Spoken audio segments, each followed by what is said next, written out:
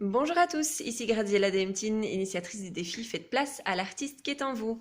J'espère que vous allez bien aujourd'hui et que vous êtes prêts pour une nouvelle vidéo et pour apprendre des nouvelles choses en dessin. Alors aujourd'hui, je voulais revenir sur un dessin que j'ai réalisé il y a déjà quelques jours de cela. Il s'agit d'un dessin de drapé.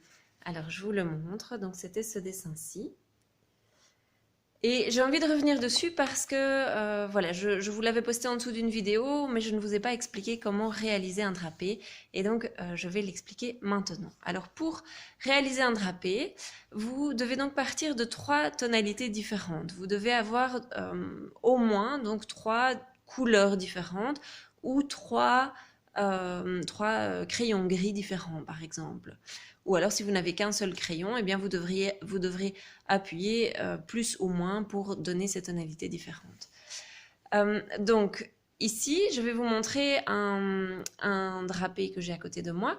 Alors, si c'est la première fois que vous dessinez un drapé, ça vaut peut-être la peine de prendre une couleur relativement sombre, parce que ça, comme du rouge, hein, par exemple, parce que ça vous permettra de bien voir les différences entre les foncés et les clairs. Alors, je vous montre ici. Voilà. Alors, pour dessiner un drapé, il y a des lignes. Alors, les lignes, vous les avez ici, par exemple.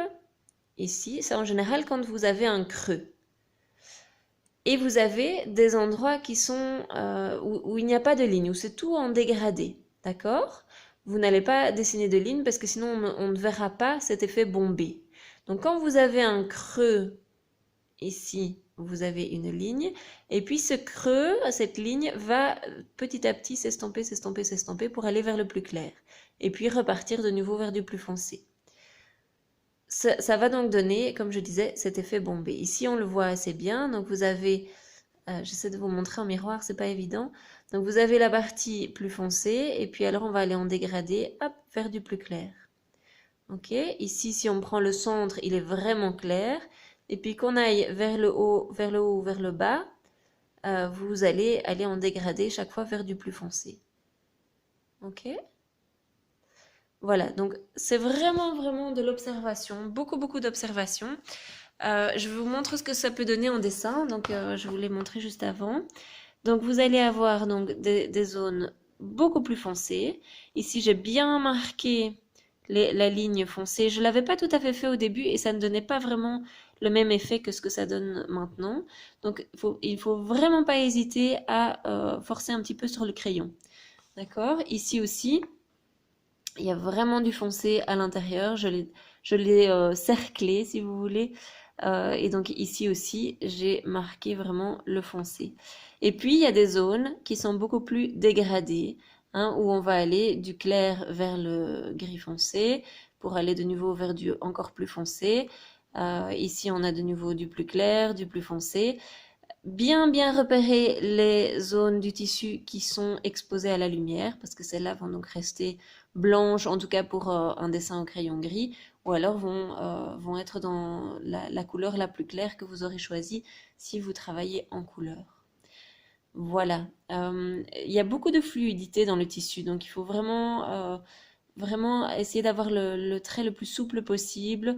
Ici, par exemple, mon trait est un petit peu saccadé, donc c'est important d'essayer d'avoir un trait plus comme celui-ci, un peu plus fluide, hein, où on va d'une traite, on va voilà, d'une traite d'un point vers l'autre, sans trop d'hésitation. Alors évidemment, si c'est la première fois que vous dessinez un drapé, voilà, soyez indulgent avec vous-même.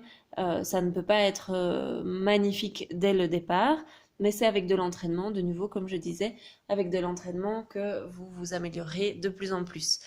Donc voilà, beaucoup de bienveillance par rapport à vous-même et surtout beaucoup d'entraînement.